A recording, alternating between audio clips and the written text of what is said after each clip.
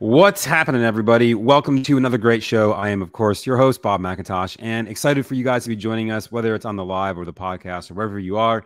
I always say this, but I appreciate, and acknowledge you for the time that you give. It is the most important thing. So thanks for being on. I'm excited for today's show. We've got my friend Mark Tapp, and I met Mark through a group where I met actually a bunch of interesting folks that I've had on and had great conversations with so far in the show. And before the show, we were talking a little bit about this, and I'll let him get into the details, but he's got a way for you to sometimes net, at least generally speaking, a 50% ROI.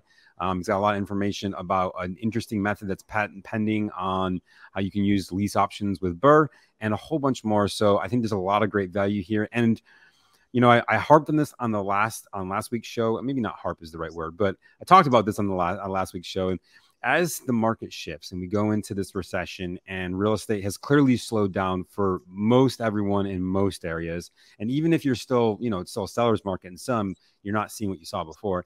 And what that means for a lot of us is we need to shift our strategies. And so I think a lot of what he has to share today is going to be helping you understand, hey, here's how we can shift strategies so that we're not finding ourselves in bad positions as investors because we got caught either off guard or because, hey, the market shifted faster than we could have ever anticipated, especially if we're doing flips and things of that nature, and find ourselves in a position where we're like, oh man, now what do I do? So I think one of the most important things that I can do for all of you right now is bring in guests who have unique and different experiences, ideas, methodologies, and strategies that help you just do better, to understand, hey, we don't have to do the same thing all the time. We can always look at different ways to accomplish the end goal, because there's a saying, actually I heard it, Mark, in Texas, which is, what is it?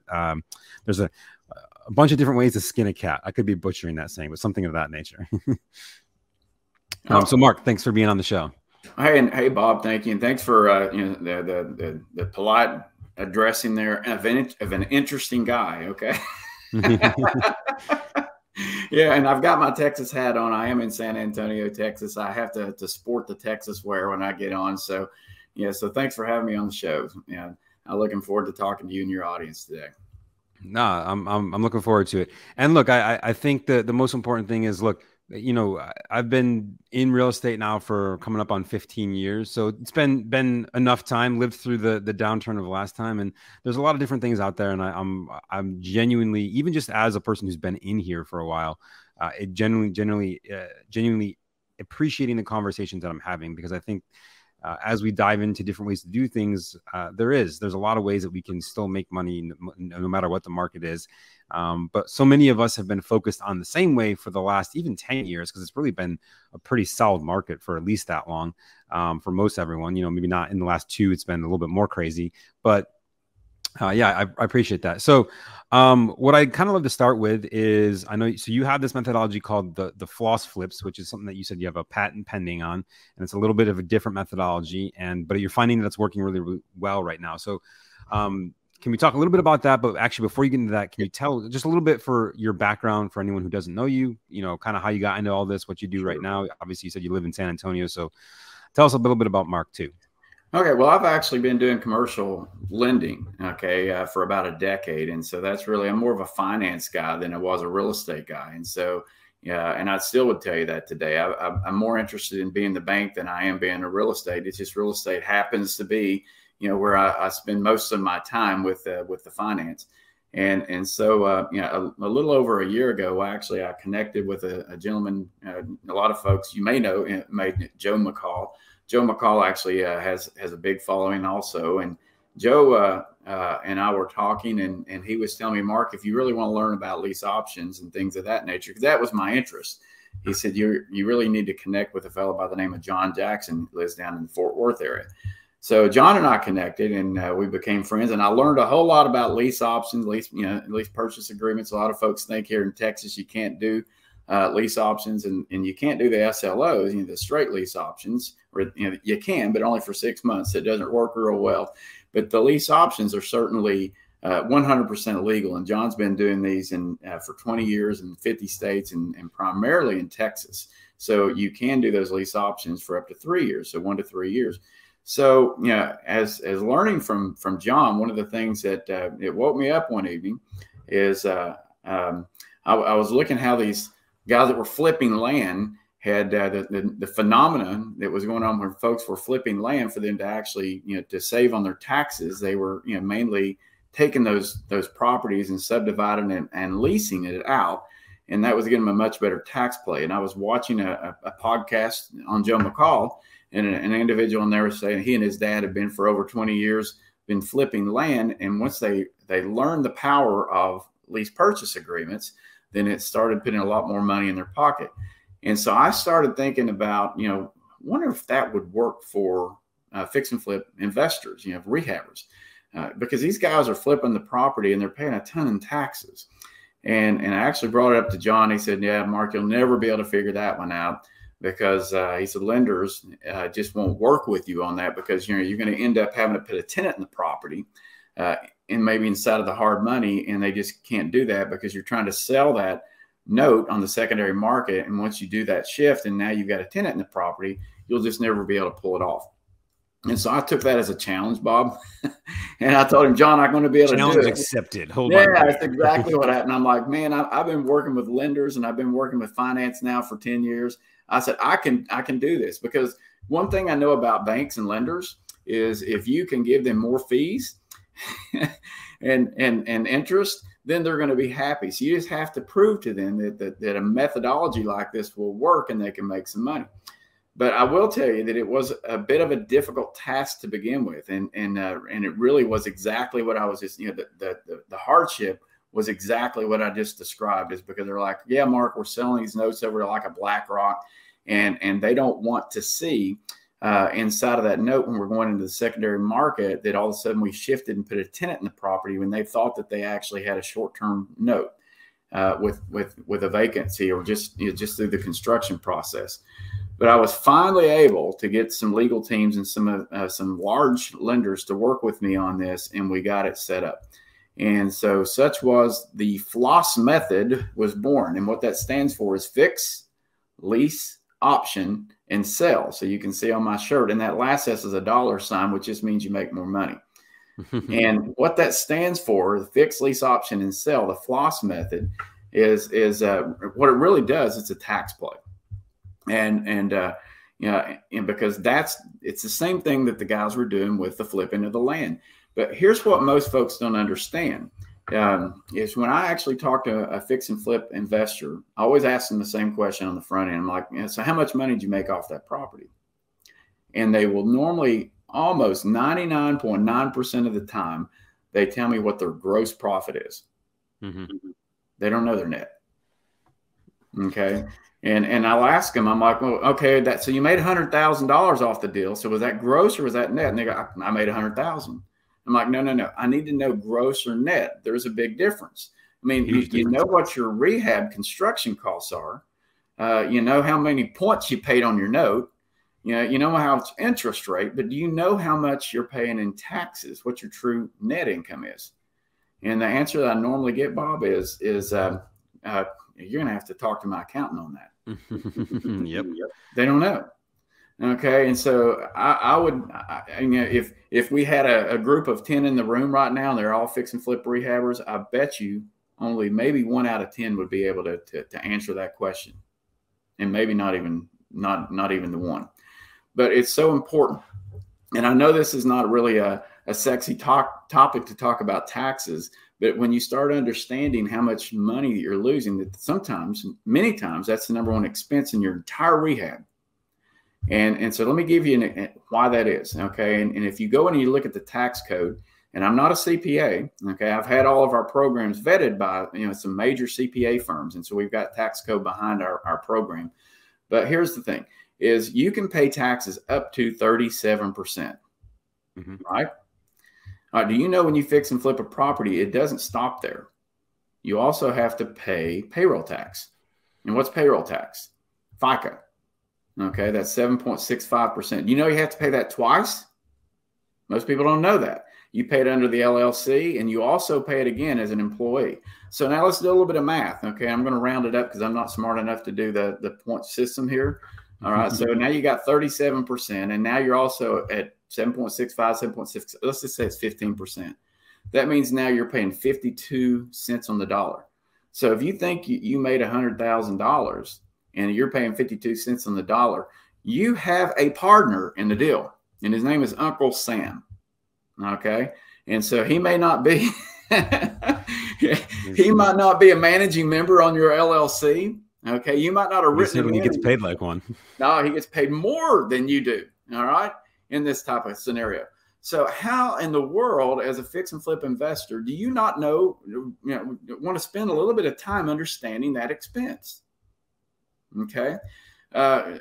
Folks in here might have heard of a guy by the name of Warren Buffett. Okay. Yeah. He's some people know that guy.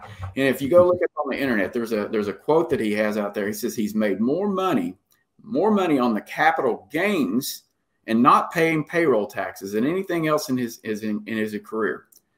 So what capital gains is, and some people think it's a dirty word, but when you're fixing flipping properties and you can get down capital gains, if you got a good CPA, it's probably getting you down to 15%. All right. Sounds about right. Yep. All right. And so do the math. Okay. 52% versus 15%. Which one would you rather pay? Clearly the 15. All right. So there you go. And so when I tell you that the method that we've put together makes you up to 50% or greater return on investment. And when I first started talking about this, folks were saying, Mark, you can't say that. That's too spammy. People will never believe it.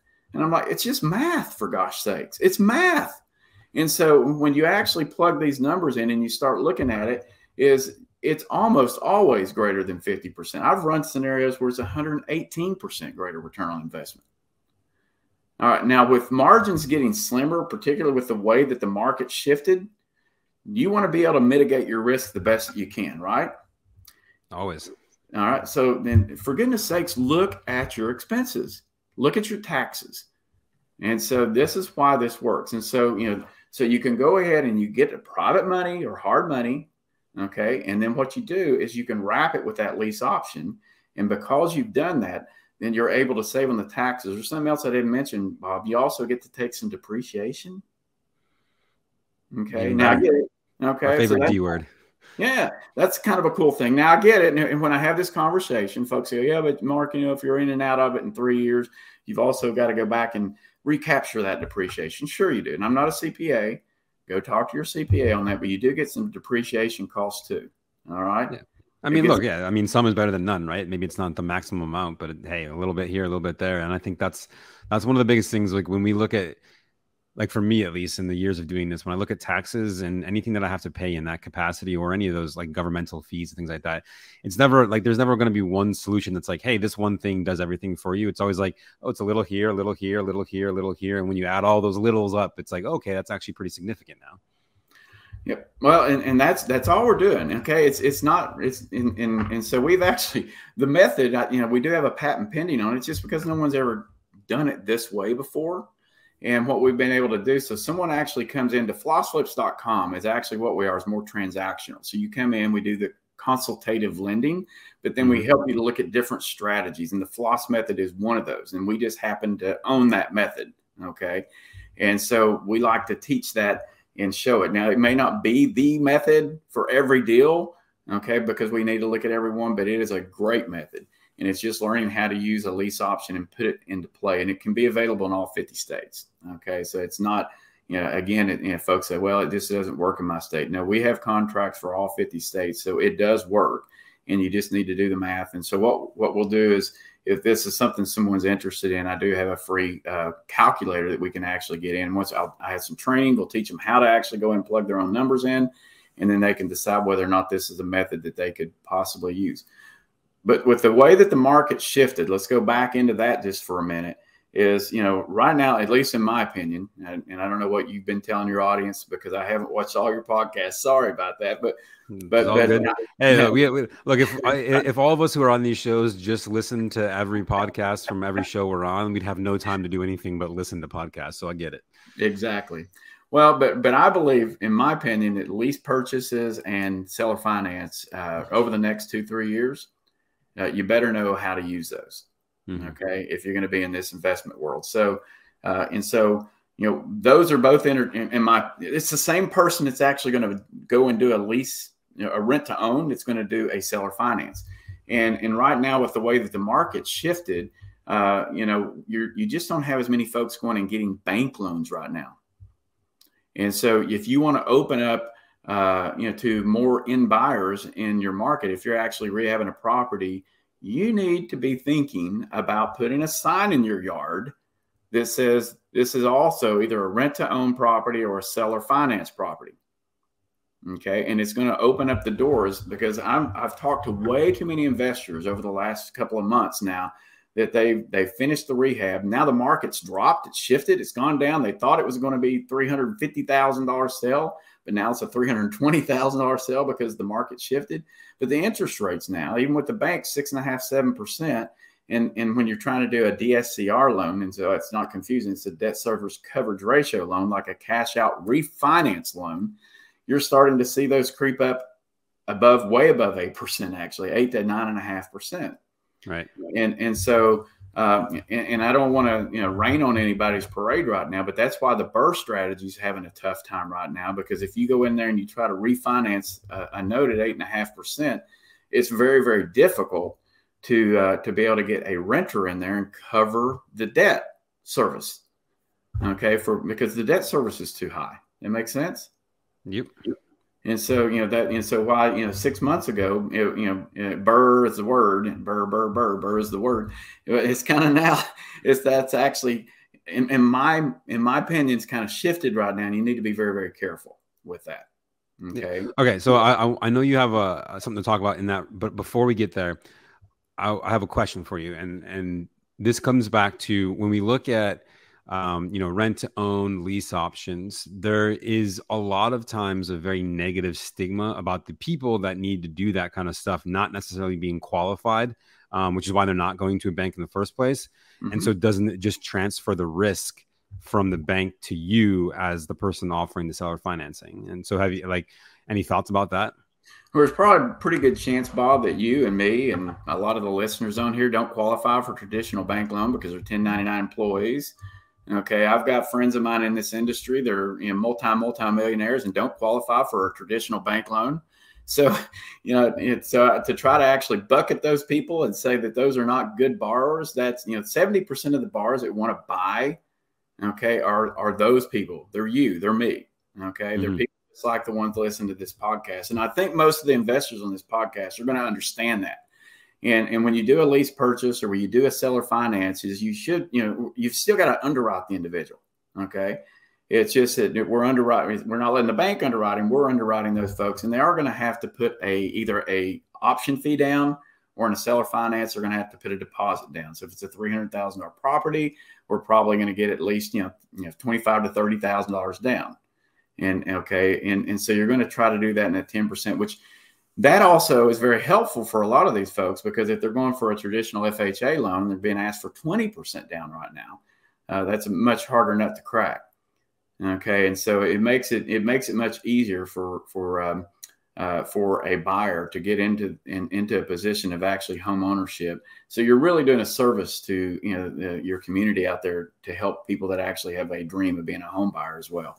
So a lot of times those folks are much more qualified, and let's take as an example a 1099 employee. Let's take Bob McIntosh, okay, as an example.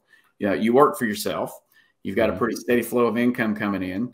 If you work for Twitter, this is timely right now, okay, and you're just one of those 1,200 people that just left Elon Musk just yesterday or Thursday, whatever day that was, just recently, and I think there's a whole lot more that left.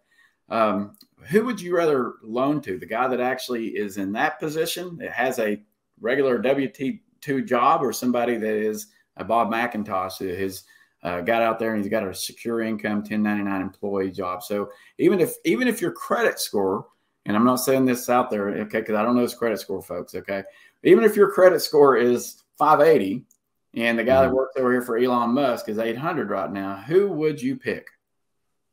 Who would you pick? That's a great point. Yeah, no, I love it. And I think that's something that we gotta look at too. I just, it's always, in that world, it's always been an objection I've heard. And I love your answer, because it's absolutely accurate. Like, hey, it's, look, there's going to be some that, shouldn't, right? Like there's going to be some people out there that, hey, like, you should not be buying a house, period. You're just not ready for it in any capacity, but you're trying to make it work because someone told you that that's what you need to do. But there's just as many, if not more, of people like you and I, and most of my listeners out here right now going, oh yeah, that would be great if I could do that. No, I was actually, I'm working with, and I know we are starting to also do seller finance. And that was where I was going to transition and talk about that a little bit as well, because one of the things that we found out as we were in this space is real estate investors were starting to call me and say, hey, Mark, I'm actually stuck in that property right now. I've got a hard money loan, and the market shift has taken my property value down. And now I've got 90 days, 120 days on market, and I'm just upside down. What can we do? And in this case, I got to tell you, sometimes even the FLOS method doesn't work sometimes for that, and certainly the BRRRR doesn't, because you can't go in and really refinance and recapture the cash basis in that. So what do you do? And so that's actually kept me up at night for the last few weeks, trying to figure out how to fix that problem, because that's what we do, right? Us real estate guys, we're solution providers. We find a problem, we want to find a solution. And so a really good friend of mine, we got together, and what we did come up with a solution. We believe it works. And so I'm calling it note flips. Okay. The FLOS flips, I'm kind of playing on it. We're calling it the note flips. And what we're doing with this is we're starting with just in Texas only. We may roll it out to some other states down the road, but we're going to start off in Texas only. But what we're doing now is we're writing 2 notes. And so we're coming in, and for that rehabber is you got this issue going on is now you come to us and we'll help you. You go put a seller finance yard sign in your yard, and we're going to fund the buyer of the home. Okay. We're not actually giving you the money back as the investor. What we're doing is we're going into that end buyer and we're funding them. And we're writing 2 notes. One of those notes is going to be around 70% of the value. And then the second note, what we do is that's the first lien position. And there's a second note and a second lien position that we can hand back to you, the investor. And what we're really trying to do and accomplish by this is going back in and paying off your private lender and paying off the hard money loan and getting you back into a position where now you got your debt paid off on that note that might be coming in and being called. But then we've got some money now that we can actually start and get you set up with. But in that second lien position, if you're able to hold that note, is you also are creating cash flow, kind of like what folks like the BRRRR method. Okay. But now instead of being a landlord, you're a lien lord. Okay. And so now you're holding that note in your cash flowing over time. And then what happens at some point in time when the market maybe corrects itself, when folks go back in and maybe refinance that note, is then you get a lump sum when they refinance that. But worst case scenario, you're cash flowing for maybe up to 30 years, okay, on that. And so now you become Bank of America. And so if that's a little bit confusing, and it may be for the group here, but it's just another way of being able to help people to get out of these situations. So primarily what we've done with my business is we've worked with fix and flip investors. Okay, that is my target. That's my avatar. You're a marketing guy. That's my perfect avatar, is to work with fix and flip investors and show them multiple strategies on the way out. So, there's 5 or 6 ways to come out of hard money. Number 1, you could just fix and flip it. Okay. And then just be done with it. Number 2, you can fix and BRRRR it. Okay. You can do the BRRRR method. Number 3 is you can fix in short-term rental. Okay. There's another method. The next is you can fix it and then go into seller finance.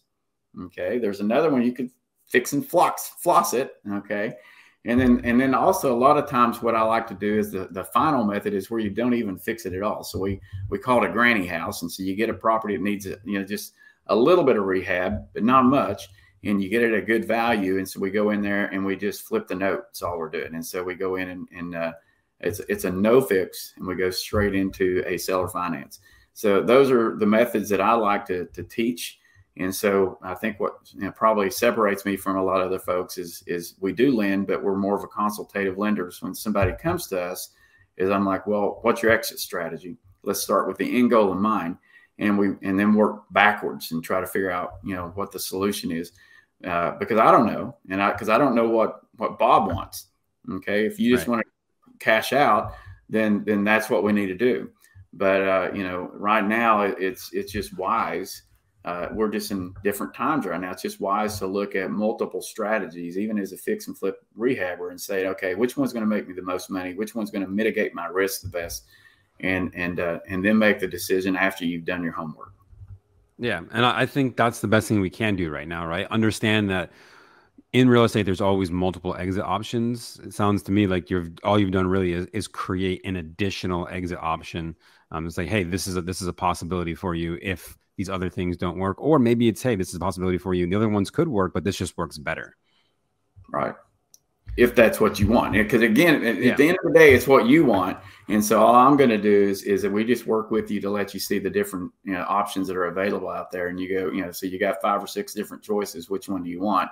And that's the one that actually fits my business strategy the best. And like, fine, let's do that. And so that's what we do really with the FLOS flips. So let me ask you this: on the lending side of, you essentially take out the first position. Are you guys creating, or are you open to creating loans where maybe the investor is actually the end buyer because they want to buy and hold it for long term, or maybe they're doing midterm rentals so the cash flow still makes sense for them to own it? Yeah, we can do that as well. This is really kind of our little interim fix that we're doing right now to try to just correct the market for some of our rehabbers right now. But we can do that. In fact, just yesterday I was talking to an investor here in San Antonio, and he had like 3 different properties, and he wants to hold them all in the second lien position, and we're going to put that together. And then he came to me and he said, Mark, my business partner has 25 other properties are all right now in seller finance, and he's wanting to get out. Would you buy those notes? So I told him, yeah, let's put a tape together, and I'm supposed to go have coffee with him, which you see in that was the a back. word I've not heard in a while. Tapes. I was just talking about someone else with this like recently. I was like, I remember like back when I first got started, it's like, hey, I got a tape of 100 properties. Like, it's like now could you imagine going to someone saying I got a tape of 100 property? Like they would just be like, what? Yeah, I shouldn't use that when I'm talking to folks like you. That's the finance guy in me. I'm like, it just comes out. It's like the doctor language, and so yeah, but because okay, just needs to be a long list. Okay, it needs to be a spreadsheet. I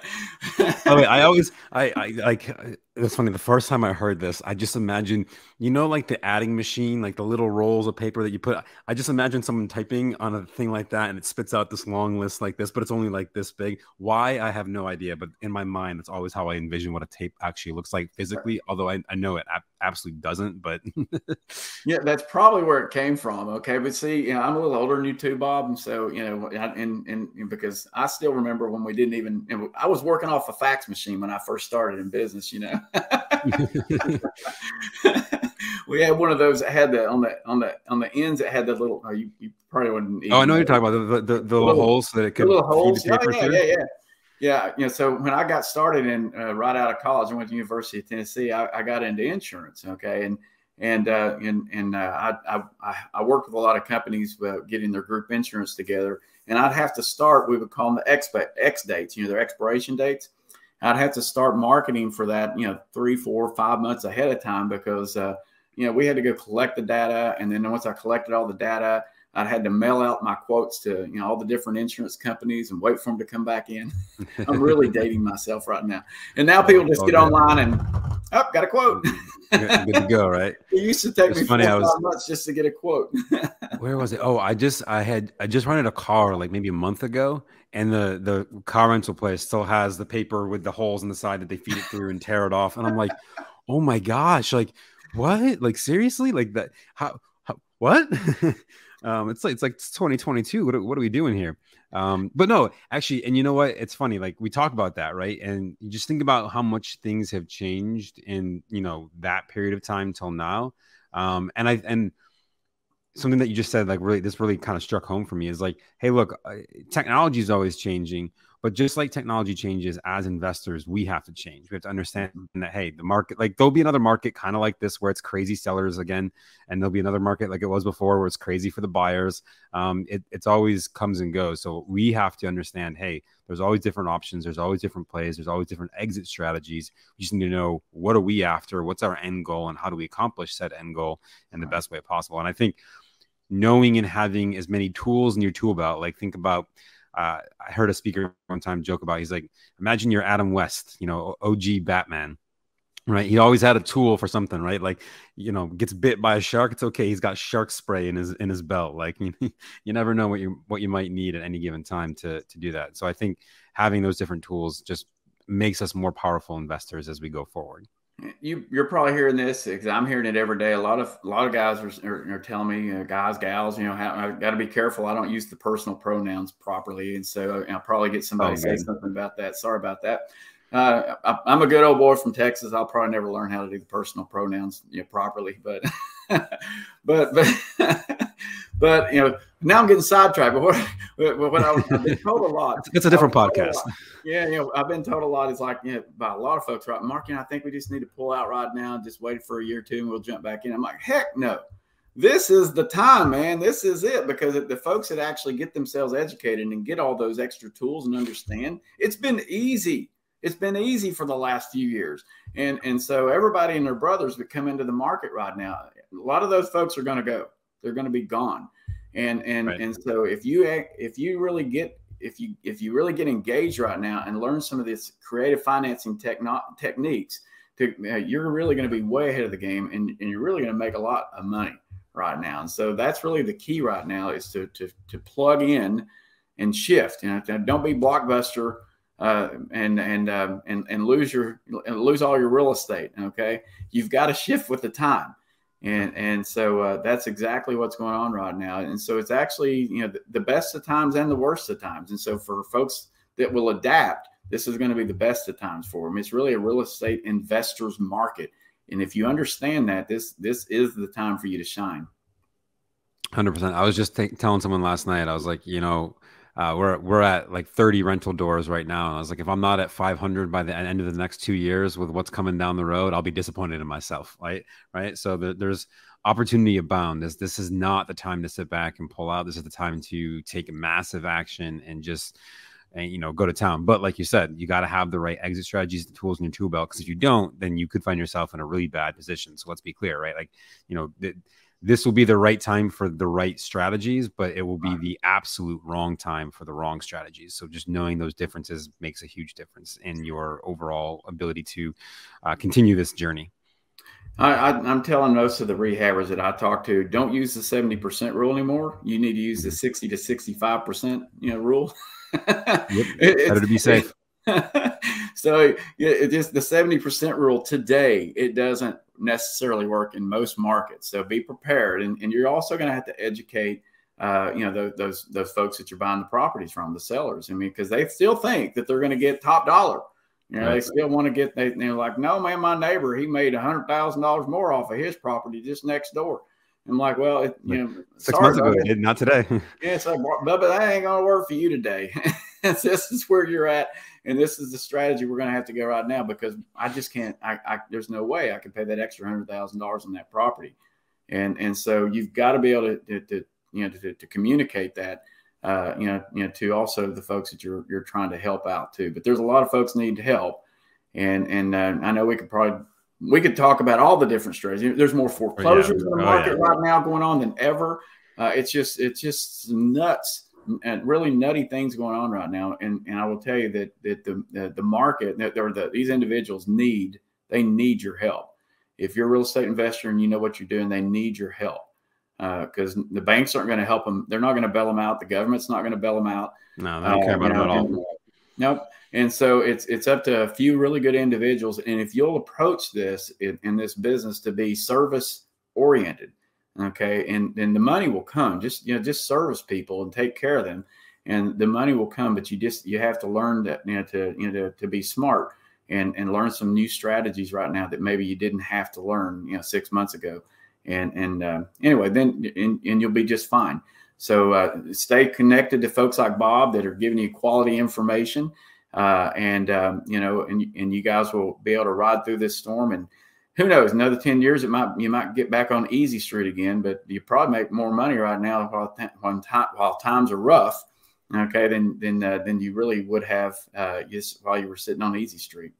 No, 100%. Yeah. I think there'll be more money to be made in the next 18 months than there has been in the last decade for sure. But All right, Mark. Well, thank you so much for being on, man. I truly appreciate having you here. For those folks who want to learn more, I mean, I know you gave the one website earlier, but where's the best place to go to either connect with you or find more about the different methodologies that you've been talking about and sharing on this show? Well, if you want to go in and actually watch a free training and get the free calculator on the FLOS method, if you'll go to theflossmethod.net, theflossmethod.net. Okay, I think you can you don't have to put the www. You can just do the flossmethod.net. If you want to put the www, that'll work too. And you'll see my ugly mugs kind of standing on the side right there. And put your name in there in the bar. And then what will happen is there's a short training, and there's also a free calculator and some other resources there for you. And so we just want to kind of capture that you've come in and looked at this. There's nothing for you to buy. We're not selling you anything in there. It's just some free resources. The note flips that we're getting ready to roll out, you're so fresh right now with this is my funnel, okay, will be released probably towards the end of the week. We're actually having to sit down with attorneys tomorrow. And as soon as that's done, I'm actually going to shoot another training video and stick that in there. And it'll be very similar. And it will be noteflips.com, okay, noteflips.com, that you'll be able to go in there. And what you'll be able to get from that will be free training. And also I have a free calculator in there that you can use to see how that works, and some other resources in there. But neither one of these sites are going to cost you anything to go in and get the training.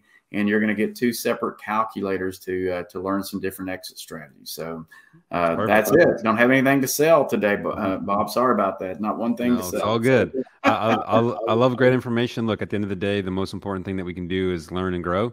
And as long as we're doing that, then what we're creating for ourselves is the opportunity to, work with each other in the future. So thank you for sharing all your information and where people can find you. Thanks for being on the show. Appreciate having you here. Oh, well, thanks for having me. And you have a blessed Thanksgiving, because not sure exactly when this will be released, but I do know that Thanksgiving's coming up. And so have a really good turkey day coming up as well. Absolutely. And for all of you listening or watching, dropping in, as always, thank you for your time. You can make payment for this podcast by simply sharing it with a friend. If you know someone who might learn from what Mark just shared, or might have, a property that's falling into one of the perfect exit strategies that Mark shared, then the best thing that you can do for both them and me and Mark as well is to share this out there and let people know. Because at the end of the day, look, like, this is all great information, but if we don't get it into people's hands, it's irrelevant to share it. So that's all I ask for you to do, is get out there, do that. As always, if you're listening to the podcast, please subscribe, leave a review. I appreciate that. Again, we can't help more folks unless you guys do that, because that's what tells all the fun algorithms out there that, hey, we're actually legit and worth listening to. So if you feel that way, please do that as well. And as always, we'll see you on another show next week. Thanks so much for tuning in. Take it easy, everyone. Bye.